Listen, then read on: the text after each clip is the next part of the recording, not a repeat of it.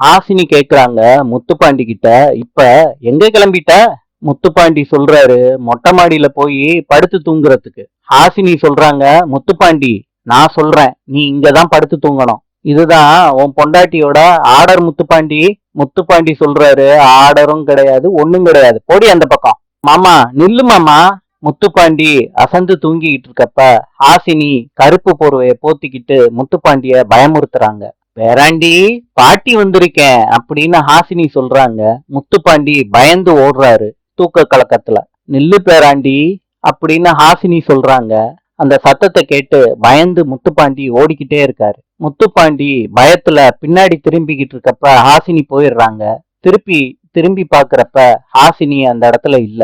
முத்துப்பாண்டி பயத்துல நேரா ரூம்ல வந்து படுக்கிறாரு. ஹாசினி பெட்ல படுத்துக்கிட்டு மறுபடியும் பேராண்டின்னு குரலை மாத்தி பேசுறாங்க.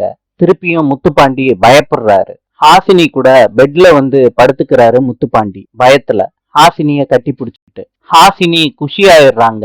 நாளை சந்திப்போம்.